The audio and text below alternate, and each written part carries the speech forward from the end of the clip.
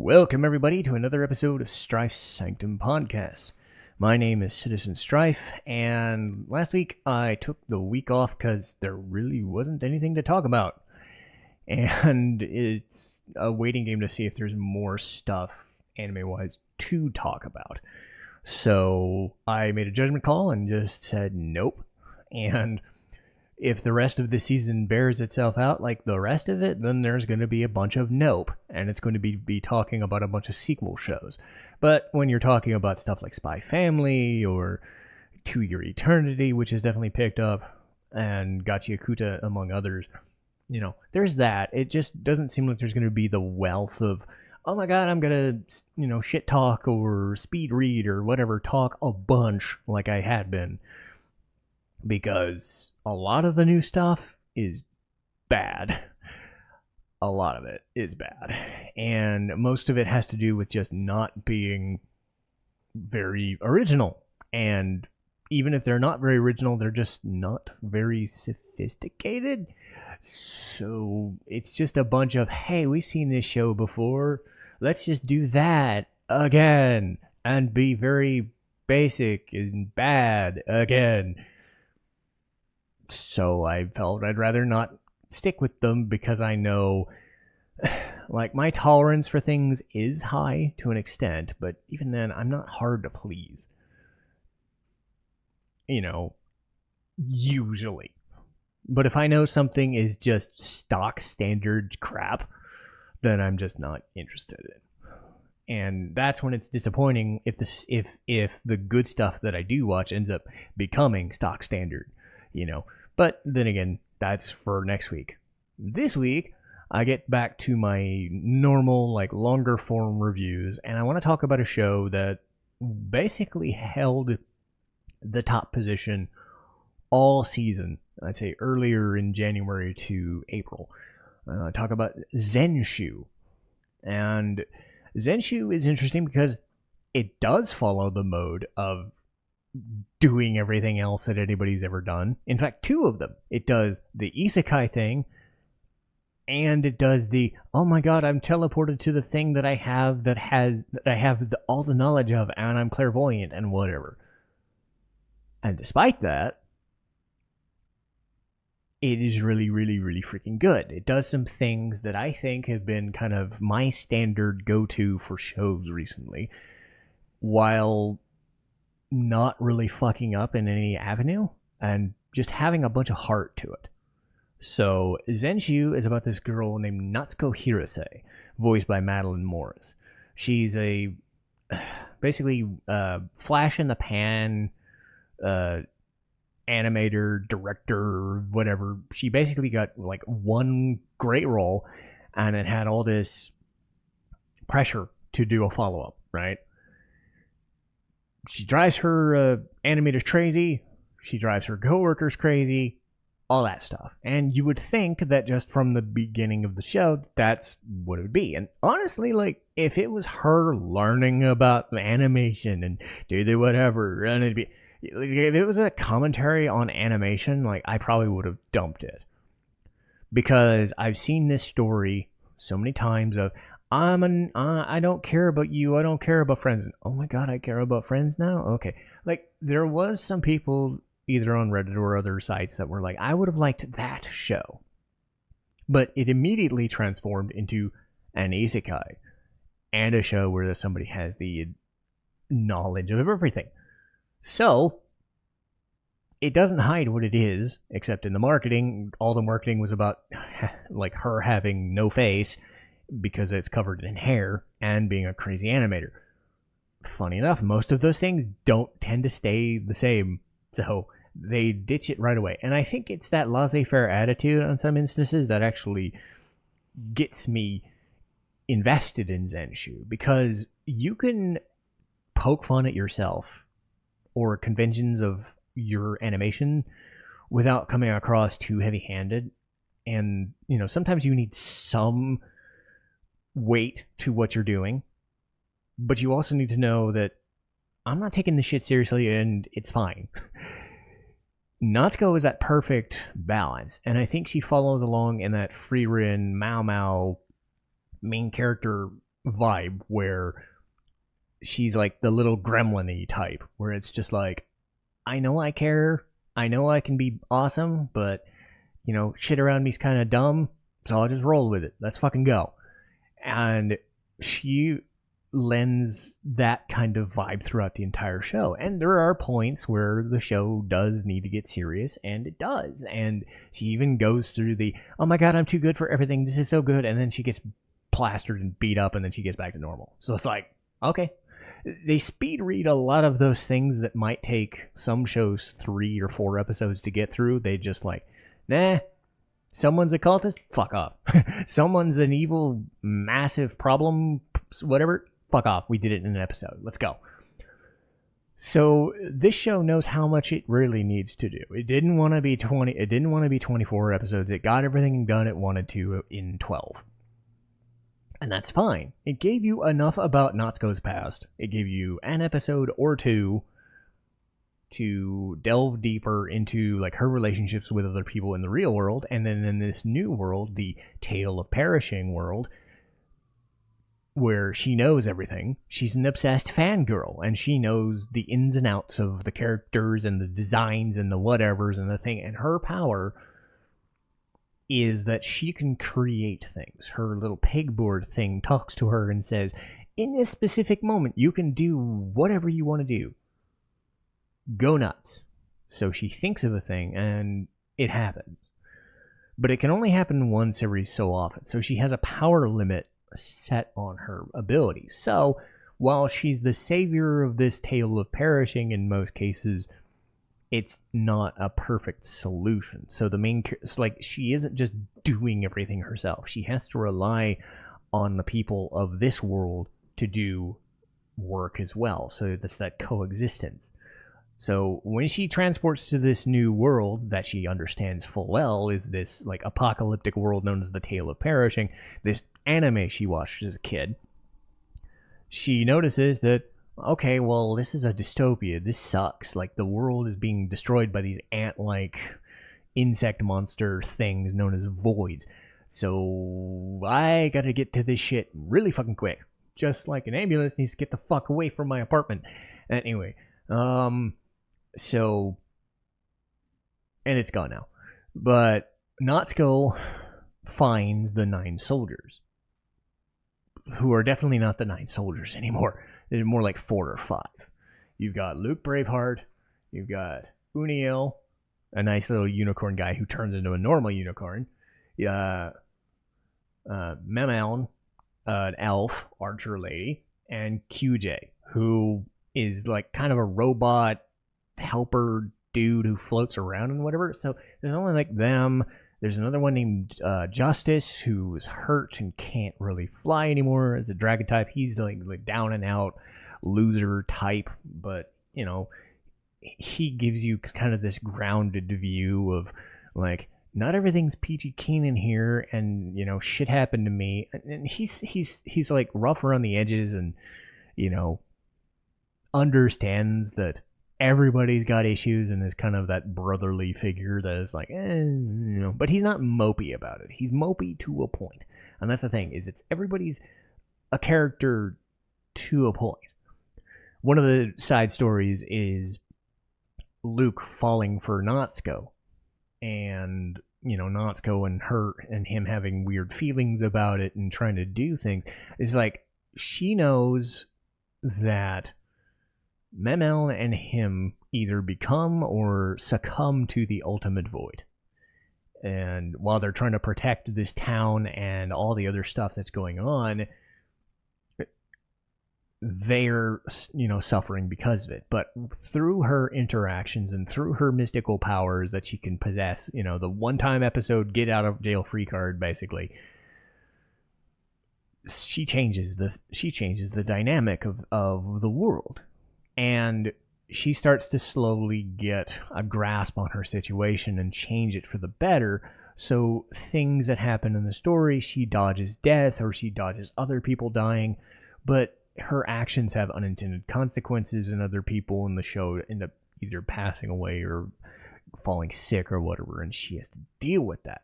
So little things that she knows she's trying to change, but then she's also having to face with the facts that fate can only be changed to a point. And, there's that drive of, will everything around her be turned to shit because of her own actions? Because it turns out the voids, can study. They're kind of like the Borg. They can study like her visuals and all the crazy shit she does. So let me backtrack a bit. When she invokes her powers, the cool visual effects in this show really pop off. It's a lot of colorful purples and yellows and neon colors and shit, and it's very bright and colorful. And then the monsters take on this like ethereal white, shiny ass form. But it could be anything from a giant Gundam to a giant wrestler dude in a ring beating the shit out of dude wrestling style. It could be heroes. It could be people that she knows. It could be Gundams. It could be giant stairwells to get people to where they need to go. She can create anything. So she uses her power as support, or again, the get out of jail free situation.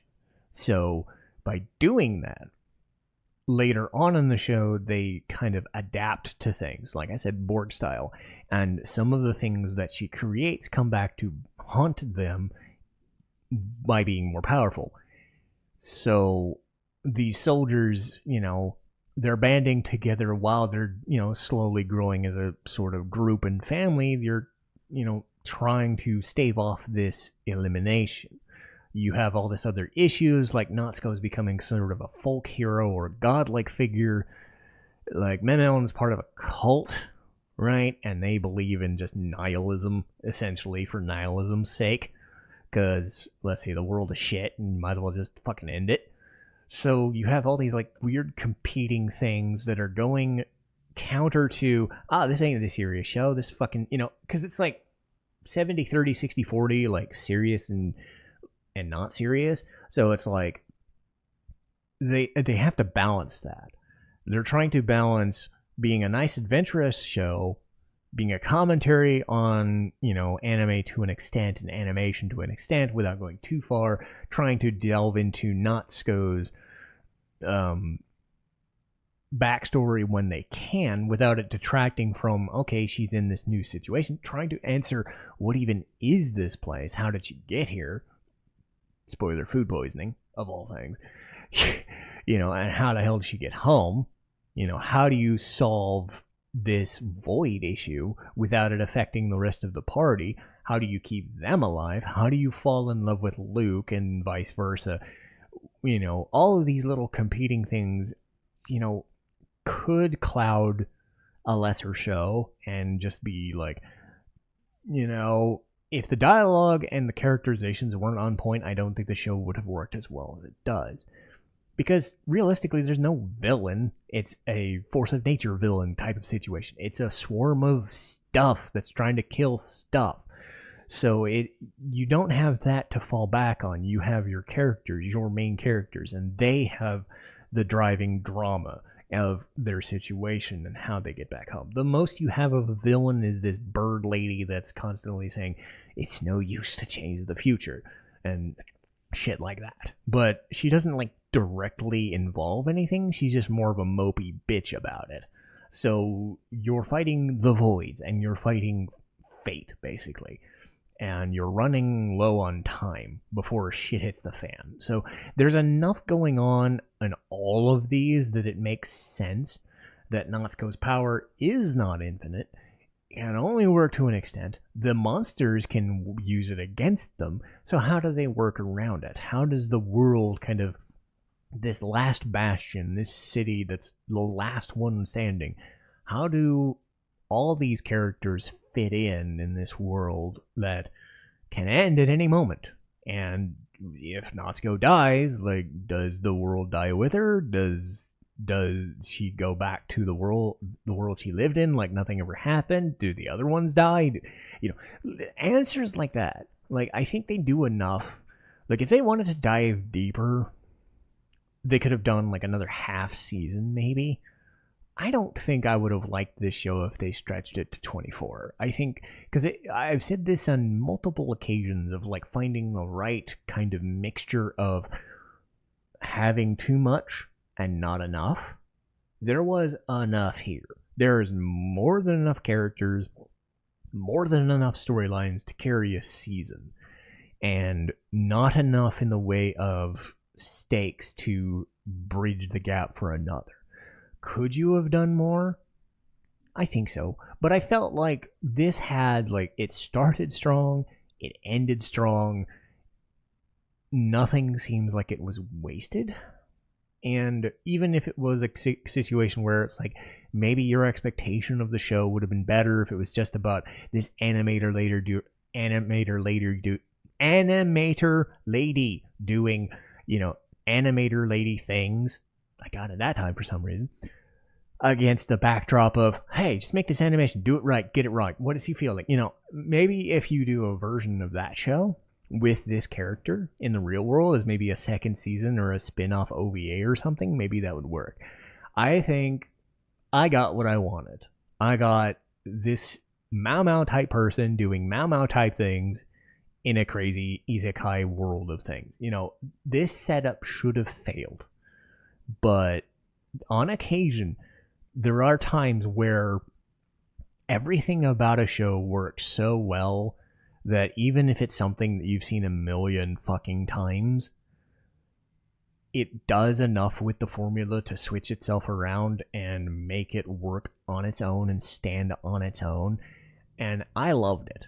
I loved it because Natsuko was such an engaging character, a character, because that's the type of character I've seen so much of lately that I want to see more of. Those types of, gremlin-y type female characters that basically own and choose scenery without it becoming, oh my god, I'm a fucking bitch about it. No, you can be funny without being a bitch. You can be wisecracking without being a jerk. That sort of thing. It's a good mix of independent thought and comedy while still having enough of a basis where it's like, I can see this person being real without being a caricature. I can see this person existing in any of these worlds and making it make sense. The realistic character making the unreal, like, pertinent and, grounded is a good thing once you can make it work. And I think that's what Zenshu does. It takes an unreal situation that probably would have been just a bare bones, straightforward, we're not even going to try, and turns it into something that's, I think, really special. My mileage might vary because of my interest in Natsuko as the main character. If you're not into that sort of main character, I don't know if her involvement or the other main characters would save it, but I think it's good enough. I just think for me, this was exactly what I was looking for out of this show, and I think this is everything I wanted. And it held together I want to say it was still a pretty good season overall. It's just this was leading the pack. So would I recommend Zenshu? Absolutely. You get 12 episodes of pretty damn solid work, buoyed by some main characters and some banter that pretty much holds the whole show together the entire way through.